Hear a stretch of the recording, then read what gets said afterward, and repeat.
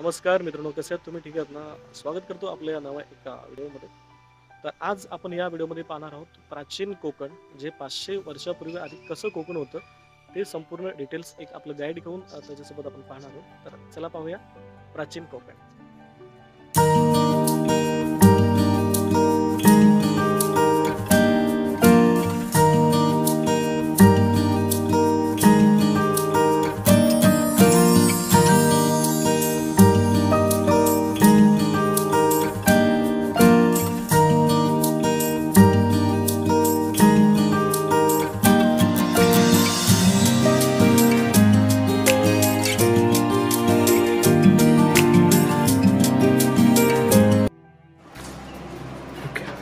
नमस्कार. तुम्ही आतमध्ये काय पाहणार आहात त्याची थोडक्यात माहिती सांगते. Konkan tourism development and research सेंटरने प्राचीन कोकण हे म्युझियम तयार केलं आहे. या ठिकाणी तुम्हाला 500 वर्षापूर्वीच्या कोकणाची समाजरचना, ग्रामरचना, व्यवसाय, वेशभूषा पाहायला मिळेल. त्याचबरोबर आयुर्वेदिक वनस्पती आहे, नक्षत्रबाग, जलदुर्ग प्रदर्शन आणि कोकण वैभव प्रदर्शन आहे. प्रत्येकी 40 रुपये तिकीट आहे. तुम्ही तुमच्या मोबाईल किंवा कॅमेऱ्याने जर आतमध्ये फोटो काढणार असाल तर त्याचं परमिशन तिकीट आहे 20 रुपये. तुमच्यासोबत माहिती देण्यासाठी गाईड असतो. गाईड फ्री आणि कंपल्सरी आहे. गाईडसाठी 10 मिनिटं थांबवतो. ग्रुप करून गाईड एक दिला जातो. पण जर तुम्हाला तुमच्या ग्रुपसाठी सेपरेट गाईड हवा असेल तर गाईडचा चार्ज 50 रुपये आहे.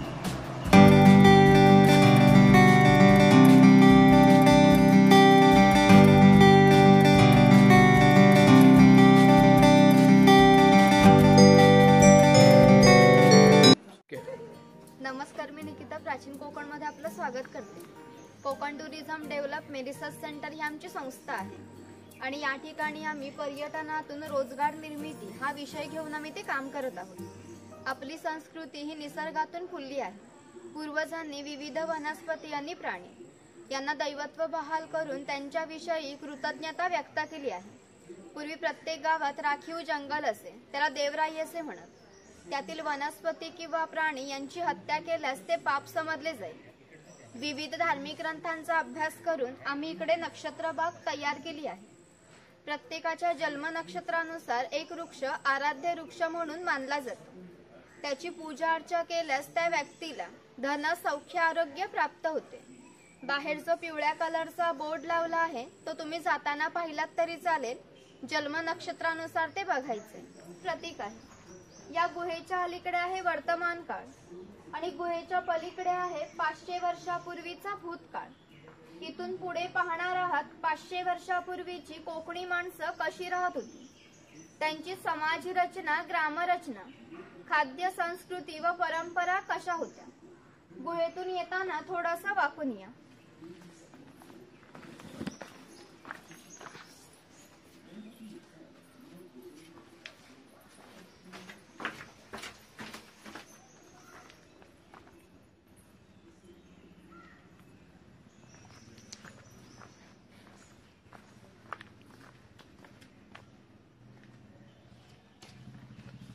हे आहेत भगवान परशुराम. आपल्या पुराणात यांचा उल्लेख केलेला आहे की हजारो वर्षापूर्वी भगवान परशुराम होऊन गेले. त्यांनी संपूर्ण पृथ्वी जिंकून घेतली आणि जिंकून घेतलेली सर्व पृथ्वी त्यांनी दान केली. दान केलेली कोणतीही गोष्ट आपण वापरत नाही, परंतु त्यांना राहण्यासाठी भूमीची गरज होती. म्हणून आपण ज्या ठिकाणी उभे आहोत तिथे हजारो वर्षापूर्वी समुद्र होता. त्यांनी त्याच्याशी युद्ध केले आणि त्याला 40 ते 50 किलोमीटर पाठीमागे ढकलले आणि इथे कोकण प्रदेशाची निर्मिती केली. म्हणून या कोकण प्रदेशाला परशुरामाची भूमी असेही म्हणतात.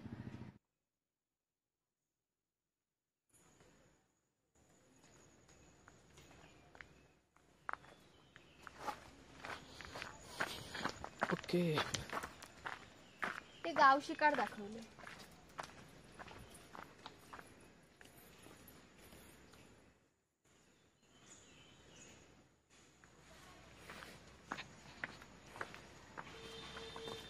चिरफळाचं झाड आहे.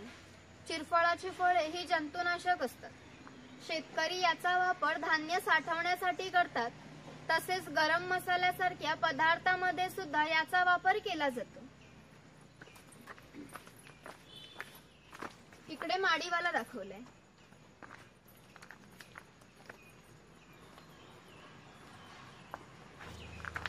हे आमचं ग्रामदेवतेचं मंदिर आहे. पूर्वी धार्मिक संस्था गाव नियंत्रित करत असे. गावातील सर्व गावकरी येथे एकत्र जमत असत. गावातील 2 व्यक्तींची भांडणे झाली तर संपूर्ण गाव येथे एकत्र येऊन गाव प्रमुख त्यांच्या समोर न्यायदान करत असे. तसेच गावातील सार्वजनिक कामे जशी पाखाड्या बांधणे, लाकडी साकव बांधणे अशी कामे कोणे व कोठे करायची याचा निर्णय गाव प्रमुख येथे बसून घेत असे.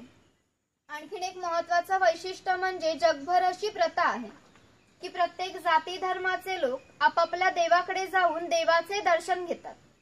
आपण कोकणी माणसं सुद्धा वर्षभर देवळात जाऊन देवाचे दर्शन घेतो. पण जेव्हा आपल्याकडे शिमग्याचा सण असतो तेव्हा हा देव या पालखीत बसून प्रत्येकाच्या घरोघरी नेला जातो. म्हणजेच कोकणी माणूस आणि देव यांचं नातं इतक्या जवळचं आहे की आमचं एकमेकांकडे जाणं येणं असतं. या देवीचं नाव वाघजाई आहे. हे आम्ही जाणीवपूर्वक ठेवलंय, कारण असं म्हणतात की ज्या निसर्गामध्ये वाघ आहे तो निसर्ग समृद्ध असतो आणि 500 वर्षापूर्वीचा निसर्ग सुद्धा समृद्ध होता. आम्ही कोकणी माणसं वड, पिंपळ, नागसाप यांची पूजा करतो. म्हणजेच आम्ही निसर्गपूजक माणसं आहोत. म्हणून या देवीचं नाव सुद्धा प्रत्यक्ष निसर्गाशी संबंधित असंच ठेवलं आहे, वाघजाई. इथे काय आहे? इथे ही वाद्य आहे. ही सर्व वाद्य आहेत का आपल्या प्रकारची? ढोल वगैरे? हो, ही आमची पारंपरिक वाद्य आहेत. लाकडी ढोल आहेत, मातीचे ताशे आहेत. म्हणजेच यांचा खालील भाग हा मातीपासून बनवलेला आहे. हे ताशे 110 वर्षापूर्वीचे जुने आहेत. वाजवणारे जर कसबी असतील तर त्यांचा आवाज 1 ते 2 किलोमीटर पर्यंत जात असे. पूर्वी यांचा उपयोग संदेशवहन व धार्मिक कार्यासाठी केला जात असे. हा चव्हाटा देव आहे. असं म्हणतात की कोकणात भरपूर भूत असतात. तर कोकणवासियांची अशी श्रद्धा आहे की हा देव त्यांच्यावर नियंत्रण ठेवतो. म्हणून याला शिमग्याच्या वेळी गाराणे घातले जाते. तसेच पशुबळी सुद्धा दिले जातात. हे वीरगळ आहे वीर लोकांचे प्रतीक चिन्ह. ज्यांना युद्धामध्ये वीरगती प्राप्त होते त्यांच्या स्मरणार्थ बांधलं जातं.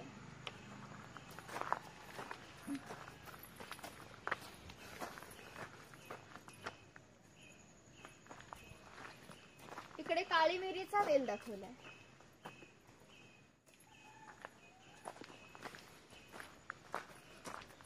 तिथे कडक लक्ष्मी दाखवले. स्वतःला चापकाने वगैरे मारतात ना पोतराज, त्यांना कडक लक्ष्मी म्हणतात. हा कोळी समाज आहे. कोळी समाजाची लोक समुद्राच्या इतक्या जवळ राहतात की समुद्राच्या भरतीचं पाणी सुद्धा त्यांच्या घराला लागून जातं. एवढी छोटी होडी घेऊन हे लोक 8 ते 10 तास खोलवर समुद्रामध्ये मासेमारी करत असतात. कधी कधी समुद्राच्या उसळणाऱ्या लाटा ह्या त्यांच्या होडीपेक्षाही मोठ्या असतात. तरी हे लोक कुशलतेने होडी वल्हवतात आणि पहाटेच्या वेळी घरी परत येतात.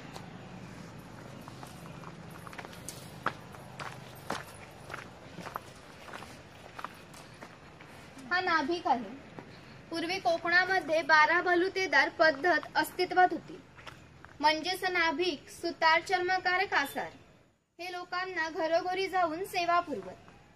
त्या बदल्यात त्यांना पैसे नव्हे तर केवळ धान्य मिळे. म्हणजेच एका नाभिकाला एका कुटुंबातील पुरुषाच्या घरोघरी जाऊ केस व दाढी करण्यासाठी वर्षभरासाठी 4 पैसे म्हणजेच आत्ताचे 8 किलो धान्य मिळत असे. आमच्या नाभिकाविषयी आणखीन थोडं मजेशीर वर्णन आमच्या लोकसाहित्यामध्ये आढळतं. असं म्हणतात की गावातील प्रत्येक गोष्ट ही नाभिकाला माहीत असते आणि नाभिकाला माहीत असलेली प्रत्येक गोष्ट ही संपूर्ण गावभर होते. आता तुम्ही आलात. ही गोष्ट ज्या अर्थी नाभिकाला समजली त्या अर्थी ती आमच्या संपूर्ण गावाला समजली.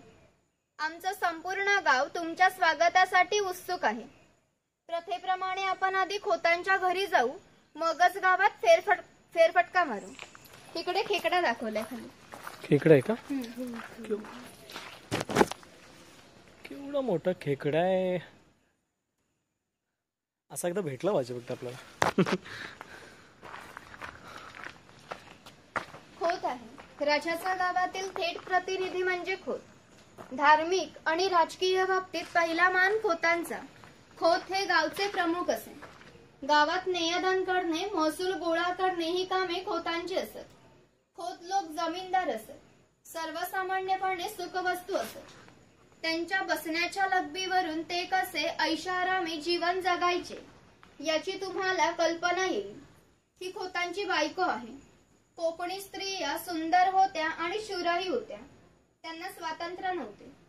माझघराचा उंबरठा ही त्यांच्यासाठी मर्यादा होती. खोतांची 2 मुली आहेत. ती आपला परंपरागत खेळ सोंगट्या खेळत आहेत. महाभारतामध्ये हाच खेळ धर्मराज आणि दुर्योधन यांच्यामध्ये द्यूत या नावाने खेळला गेला. हस्तिदंती फासे असतात किंवा शंखांच्या कवड्या असतात. त्या टाकून विशिष्ट प्रकारचे दान मागितले जाते. त्यानुसार सोंगट्या मागे पुढे सरकवून हा खेळ खेळला जातो. हा खेळ खेळणारे जर कसबी असतील तर त्यांचा खेळ 1 ते 2 रात्र सहज रंगत असे. इतका हा मजेशीर खेळ आहे. घराची रचना पहा. खोत ज्या उंचवट्यावर बसले आहेत त्याला ओटी असे म्हणतात. गावातील मान्यवर लोक ओटीवर बसत असत. समोर आहे ती पडवी. सर्वसामान्यांनी पडवीला बसायचे. खोताच्या डाव्या बाजूला आहे स्वयंपाकघर. खोताच्या उजव्या बाजूला आहे देवघर. खोताच्या मागे आहे ते माझघर म्हणजेच पूर्वीचे बेडरूम. घराचे छप्पर पहा. वरती छोटे छप्पर आहे. मध्ये गॅप आहे. खाली मोठे छप्पर आहे. कोकणामध्ये उष्णता फार असते. घरातील उष्ण हवा या गॅप मधून सतत बाहेर जात असते आणि बाहेरील थंड हवा तिची जागा घेते. म्हणजेच घरातील वातावरण नेहमी थंड राहते. घरासमोर अंगण आहे. अंगणात तुळस आहे. अंगण हे कोकणी घराचं वैशिष्ट्य आहे. इथे अडकित्यांचे प्रकार दाखवले, तुम्ही ते बघू शकता.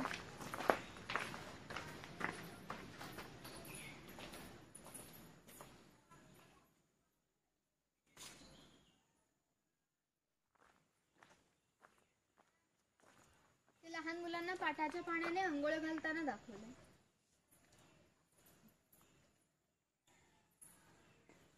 मित्रांनो, जेव्हा आपण सर्वसीच लहान असतो तर या अशा बालपणातून गोष्टीतून जात असतो. तसंच हा एक क्षण इथे आपण साकारलेला त्याला. ये मित्रांनो, हे माकड आहेत ना, आमच्याकडे खूप सतत येतात. आणि आता जी काकडी वगैरे जे काही उघडे दोडके वगैरे असतात ना, त्याची पूर्ण नासधूस करतात. तिकडे तिकडे हा शेतकरी आहे. याचं गवताचं घर आणि याच्या अपुऱ्या कपड्यांवर जाऊ नका. हा आमच्या गावातील महत्वाचा उत्पादक घटक होता. हा एकमेव धान्याचे उत्पादन करत असे. गावातील 12 बलुतेदार, राजा व खोत याला धान्य पुरवण्याचे महत्वाचे काम हा शेतकरी करत असे. पूर्वी त्याचं घर जसं असायचं अगदी तसंच घर आम्ही ते उभारलं आहे. ही जी चूल दिसते तिला कोकणी भाषेत पिरसा म्हणतात. ती सतत पेटती ठेवली जायची, कारण पूर्वी लायटर किंवा माचीस नव्हती. शेतकऱ्याच्या बायकोला जेव्हा स्वयंपाक करायचा असेल तेव्हा येथील 2-3 निखारे घेऊन स्वयंपाकघरातील चूल ही पेटवीत असे. हा विस्ता विजला तर घरातून गारगोटी दगड ठेवलेल्या असत. त्या एकमेकांवर घासून विस्तव करावा लागत असे. ही शेतकऱ्याची बायको आहे, ती शेतकऱ्याची मुलगी आहे. तो पाळणा आहे. तो पाळणा आम्ही शेतकऱ्याच्या घरात कायमस्वरूपी टांगून ठेवला आहे, कारण आमच्या शेतकऱ्याकडे दरवर्षी पालना हलत असे. म्हणजेच प्रत्येक शेतकऱ्याला 8 ते 10 मुलं असत. म्हणजेच पूर्वीच्या काळी एकत्र कुटुंब पद्धती अस्तित्वात होती. ही कणगी आहे. कोकणी शेतकरी भात, वरी, नाचणी यासारखी धान्य पिकवत असे. ती या कणगीमध्ये ठेवून वरती चिरफळाची फळे पसरवून त्यावर झाकण लावून ते बाहेरून शेणा मातीने लिंपून ठेवले जात असे. त्यामुळे आतील धान्य 3 ते 4 वर्षे सहज टिकत असे. अजूनही ठाणे जिल्ह्यातील वनवासी लोक याच पद्धतीने धान्य साठवतात. ही खोयणी आहे. हिचा वापर मासे पकडण्यासाठी केला जायचा. उचल आहे, तिचा वापर कपडे सुकवण्यासाठी केला जायचा. आणि इकडे गौरी गणपतीचा सण दाखवलाय. गणपती बाप्पा मोरया.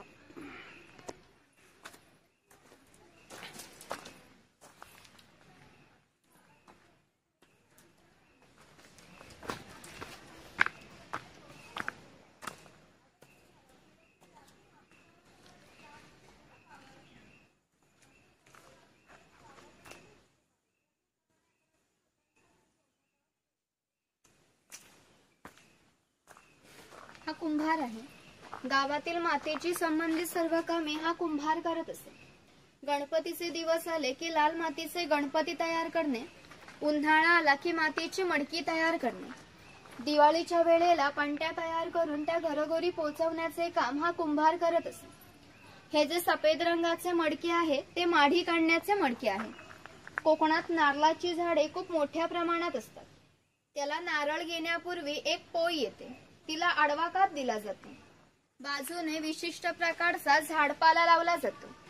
तो पाला आतील माडी शोषून घेतो व थेंब थेंब गळणारी माडी हे मडके वरचेवर लावून त्यामध्ये साठवली जाते. माडी काढण्याचा व्यवसाय आजही भंडारी समाज करत आहे.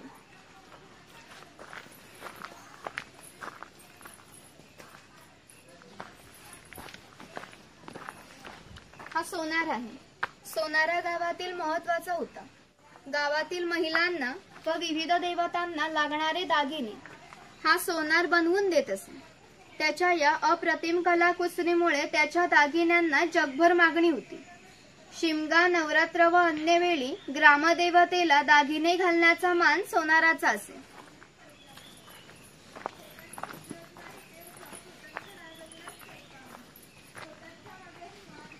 हा वाणी आहे. चौल, राजापूर आणि दाभोळ या कोकणातील बंदरांना 5000 वर्षापूर्वीचा इतिहास आहे. या बंदरांमधूनच भारतीय व्यापाऱ्याने जगाशी व्यापार केला. या बंदरांमधून निर्यात होणाऱ्या वस्तूंमध्ये हस्तकौशल्याच्या वस्तू, तलम, कापड, शंख, शिंपले, दागिने इत्यादी वस्तूंची निर्यात हा वाणी करत असे. त्याच्या बदल्यात संपूर्ण जगातून भारतात सोनं येत असे. म्हणजेच भारताने जे सुवर्ण युग अनुभवले याची प्रवेशद्वारे कोकणची बंदरे होती. इथे गारुडी दाखवलाय सापांचा खेळ करणारा.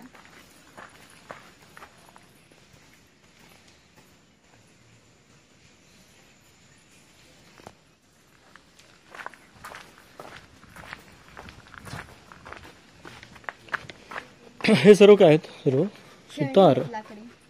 हा सुतार आहे. हा सुतार सावंतवाडीचा सुतार आहे. सावंतवाडीतील लोकांचे लाकडावरील कोरीव काम हे जगप्रसिद्ध आहे. त्यांच्या काही हस्तकौशल्याच्या वस्तू तुम्हाला आमच्या हस्तकला विक्री केंद्रात पाहायला मिळतील.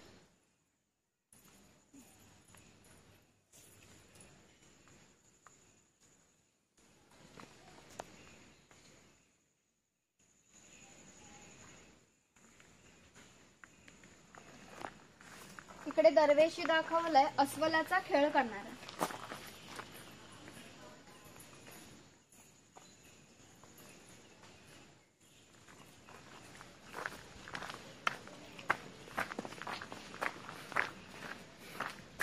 हा लोहार आहे. ज्याप्रमाणे शेतकऱ्याला लागणारी लाकडी अवजारे बनवून देण्याचे काम सुतार करीत असे, त्याचप्रमाणे त्यांना लागणारी लोखंडी अवजारे बनवून देण्याचे काम हा लोहार करत असे. 500 वर्षापूर्वी कोकणाची राजकीय परिस्थिती अस्थिर होती. बरेचसे लोक सैन्यांमध्ये होते. त्यांना लागणारी लोखंडी ढाली व तलवारी बनवून देण्याचे काम हा लोहार करत असे.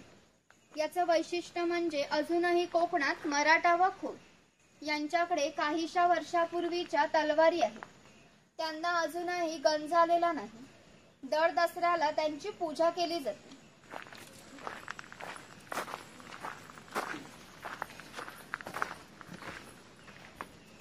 हा तेली आहे. पूर्वी कोकणी माणसं आपल्या जेवणात खोबरेल तेलाचा वापर जास्त प्रमाणात करत असे. शेतकरी आपल्या बागेतील खोबरे स्वतः तेल्याकडे घेऊन जात असे आणि तेली त्यांच्या देखत तेल पाडून देत असे. हा तेलाचा घाणा आहे. याला खुंटा असे म्हणतात. यामध्ये खोबरे घातले जाते. हे जे उभे लाकूड आहे याला कोकणी भाषेत लाट म्हणतात. या लाटेला हे आडवे लाकूड अशा तऱ्हेने बांधले जाते की जेणेकरून ही लाट उभी राहते. या ठिकाणी जोखडाला बैल बांधला जातो. या आडव्या लाकडावर दगड ठेवून तेली स्वतः त्यावर बसतो व हे सर्व वजन घेऊन बैल गोल फिरवला जातो. त्यामुळे आतील खोबरे रगडून त्याचं तेल निघते व आतील तेल भरून काढायचे असेल तर सर्वप्रथम जोखडाचे बैल सोडायचे. जोखड बाजूला केले जाते, आडवे लाकूड बाजूला केले जाते व लाट बाजूला केली जाते. व आतील तेल हे भरून काढले जाते. पुन्हा नवीन तेल पाडायचे असेल तर पुन्हा सगळं क्रमवार जोडून नवीन तेल पाडले जाते. म्हणजेच पूर्वी तेलाला पसा ते 1.5 पसा तेल काढण्यासाठी 1 ते 1.5 तास मेहनत घ्यावी लागत असे. यावरून तुमच्या लक्षात येईल की पूर्वीचं जीवन किती कष्टमय होते.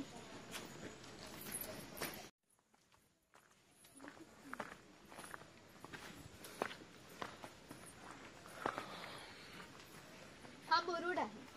पूर्वी प्रत्येक व्यवसाय हा जातीनिहाय करावा लागत असे. व्यवसाय निवडीचे स्वातंत्र्य नव्हते. म्हणजेच प्रत्येकाला आपापल्या जातीचाच व्यवसाय करावा लागत असे.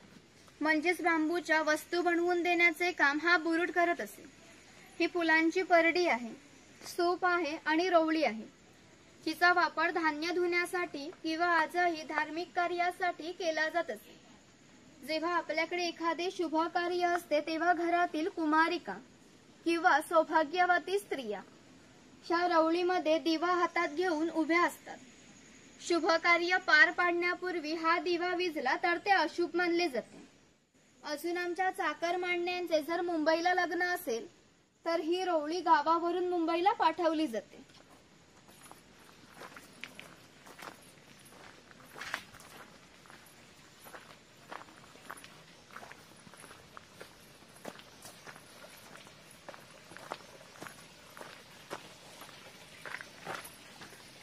स्वयंपाकघर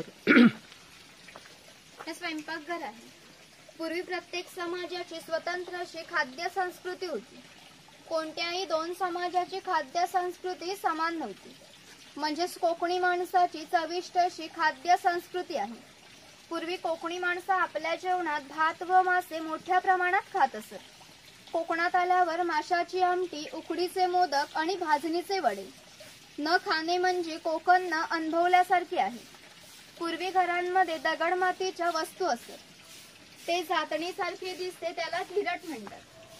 जातणीमध्ये धान्य दळून निघते तर घिरटामध्ये भात घातला जातो. तेव्हा अख्खा तांदूळ बाहेर निघतो व कोंडा बाजूला होतो. हे मोदक पात्र आहे म्हणजेच कोकणी कुकर. यामध्ये खाली पाणी ठेवले जाते. त्यावर चाळण ठेवून त्यावरती केळीचे पान ठेवले जाते व त्यावर मोदक ठेवले जातात व हे झाकण लावून हे चुलीवर ठेवले जाते. त्यामुळे आतील मोदक हे शिजून निघतात. हे पुरण यंत्र आहे. पुरणपोळी बनवताना याच्यामध्ये डाळ टाकली जाते व हे रॉड दोन्ही बाजूंनी गोल फिरवले जातात.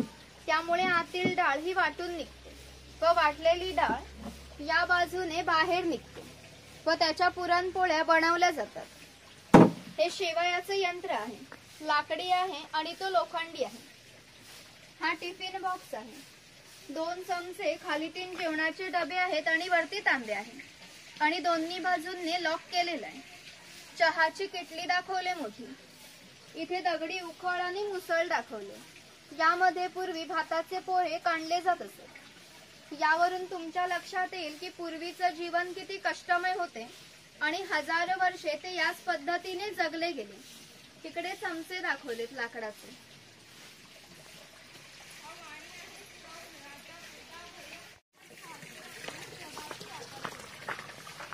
इकडे म्हावरा बाजार दाखवलाय फिश मार्केट.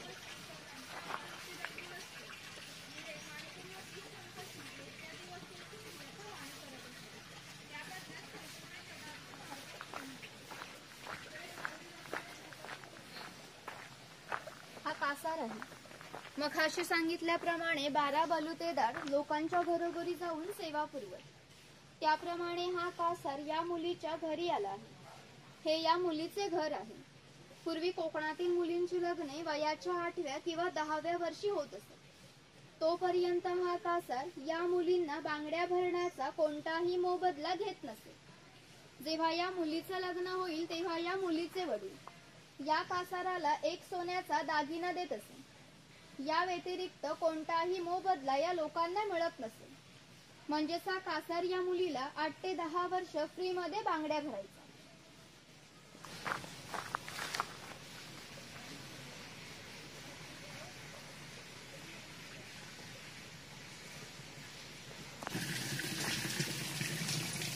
हा पाणवठा आहे.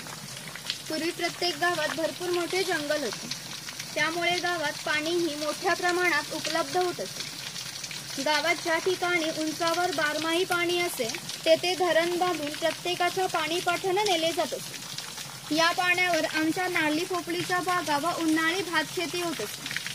उन्हाळी भात शेतीला पाणी मोठ्या प्रमाणात लागत असे. तेवढे पाणी प्रत्येक गावात उपलब्ध होत असे. लहान मुले मासेमारी करण्यासाठी किंवा अंघोळीसाठी येत असतात. स्त्रिया पाणी किंवा कपडे धुण्यासाठी येत. म्हणजेच ग्रामीण जीवनाचा मध्यवर्ती केंद्र हा आमचा पाणवठा होय. वरती तिकडे खवल्या मांजर दाखवले.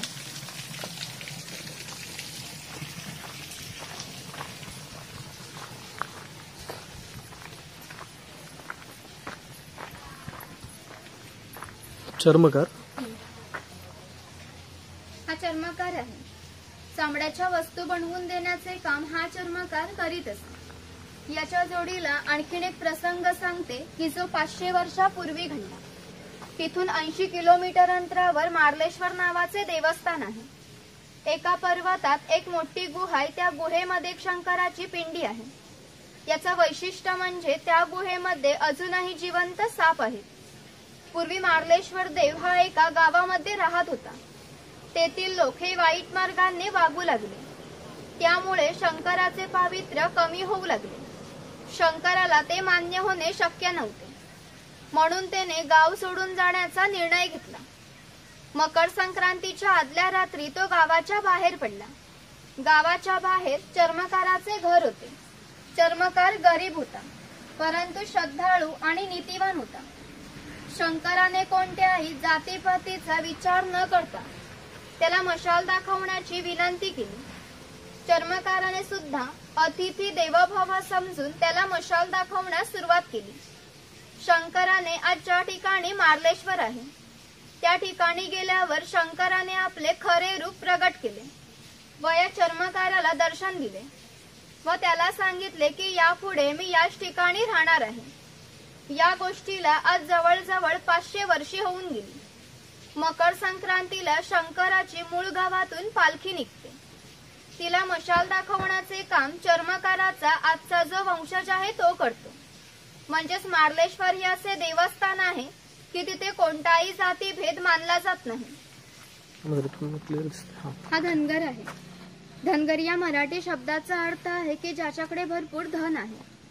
पूर्वी हा धनगर समाज इतक्या दुर्गम ठिकाणी राहत असे की त्यांचा पहिला बस स्टॉप देखील 10 ते 12 किलोमीटर अंतरावर असे.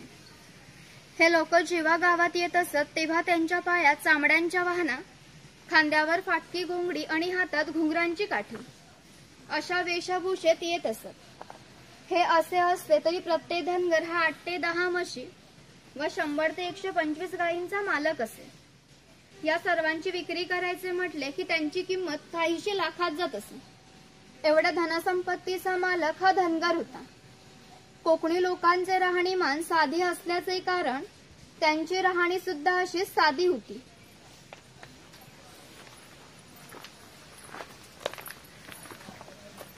बकरीचं घर दाखवलंय पहिलाचं उंचावरती बांधायच्या संरक्षणासाठी.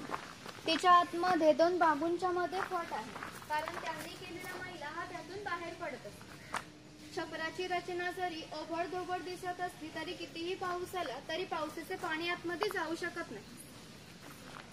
हे खैराचं झाड आहे. याच्या आतील लाल रंगाच्या खोडापासून कात तयार केला जातो. घेऊन जाऊ. ही कातभट्टी आहे. हे जे झाड आहे ते तोडले जाते.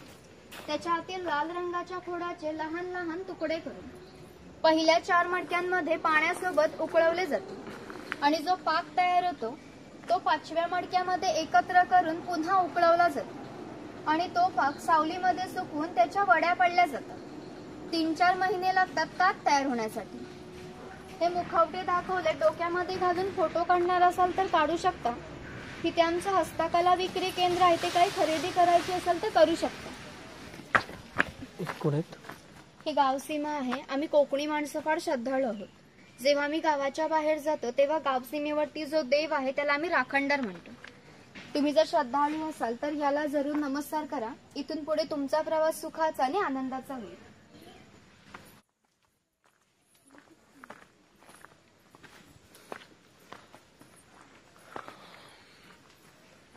बुरुड आहे.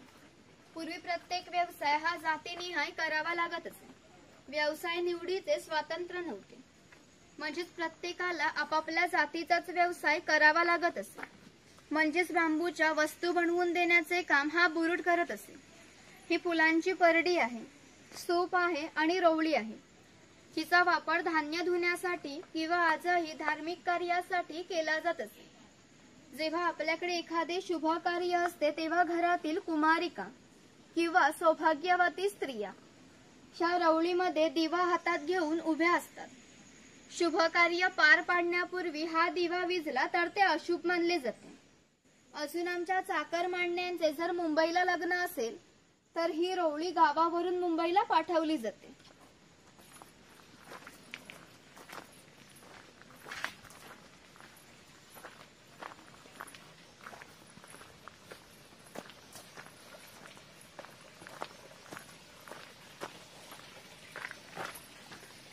स्वयंपाकघर हे स्वयंपाकघर आहे. पूर्वी प्रत्येक समाजाची स्वतंत्र अशी खाद्य संस्कृती होती.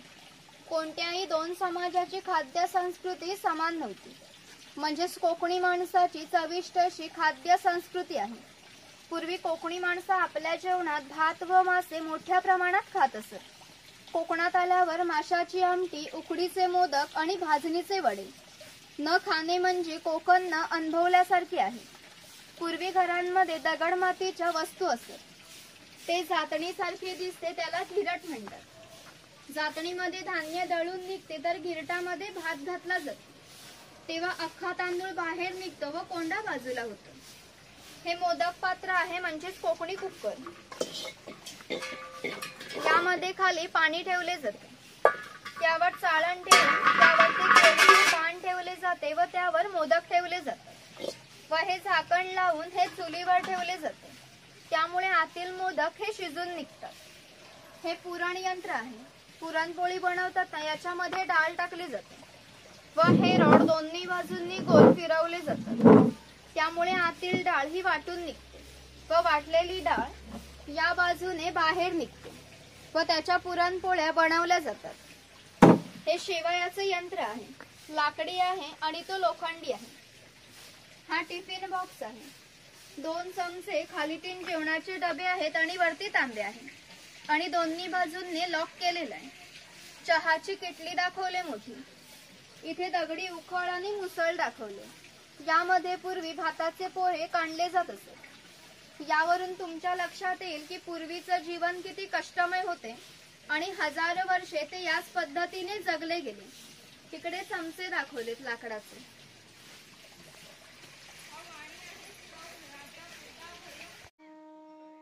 तर मित्रांनो, आपण मगाचपासून आपण जे प्राचीन कोकण पाहत होतो, तर अशी उत्कृष्ट माहिती ह्या मॅडमने दिली. त्याबद्दल मी तुमच्याकडून मी खूप खूप आभारी आहे. मॅडम, आपल्याविषयी थोडं सांगा ना, की तुम्ही काय करता? इथे गायडन्स कधीपासून करताय? 2 वर्ष झाली का? ओके, खूप छान पद्धतीने गायडन्स करता. कारण मी अनेक असे किल्ले वगैरे आम्ही असेच व्हिडिओसाठी फिरत असतो. पण मी इतकं छान, इतकं समजून सांगणार, इतका भारदस्त आवाज आणि प्रत्येक गोष्ट समजेल उमजेल अशा भाषेत समजून तुम्ही आम्हाला सांगितली. त्याबद्दल मी तुम्हा सर्व टीमचं आणि खास करून विशेष तुमचं खूप खूप मी अभिनंदन करतो. आम्ही अशाच पद्धतीने अनेक कोकणवासी येथील अशाच प्रकारचं मार्गदर्शन करा. खूप खूप धन्यवाद मॅडम. मित्रांनो, हे प्राचीन कोकण पाहण्यासाठी अनेक लांबून पर्यटक येतात. असे इथे पर्यटक सुद्धा आलेले. तर नमस्कार तुम्हा सर्वांचं. तुम्ही प्राचीन कोकण पाहायला आलात. कसं वाटलं तुम्हाला प्राचीन कोकण? कैसा लगा प्राचीन? अच्छा लगा. मैं हरियाणा से हूँ ओके. एंड अच्छा लगा देख के, स्पेशली वो पार्ट जहाँ पे बाघ को वाली जो बाघ वाली मादा थी वो, एंड उसमें जो कोकोनट को मानना, एंड देन सीमा पे जो पूजा करते हैं गांव सीमा, वो ये कुछ स्पेशल पार्ट्स थे जो अच्छे लगे, कल्चर. Cultural parts. मॅडम, तुम्हाला काय वाटतं? तुम्ही पाहिलं कोकण, प्राचीन कोकण केलं, पण तुम्हाला एकदम खास असं एवढी गावाची आठवण किंवा असं काय एवढं विशेष आवडलं तुम्हाला इथे? हे आवडलं की एका गावामध्ये जे वेगवेगळे कम्युनिटीज आहेत, जे स्पेशली एक प्रकारचं काम करतात, ते समजवलं जातं लोकांना.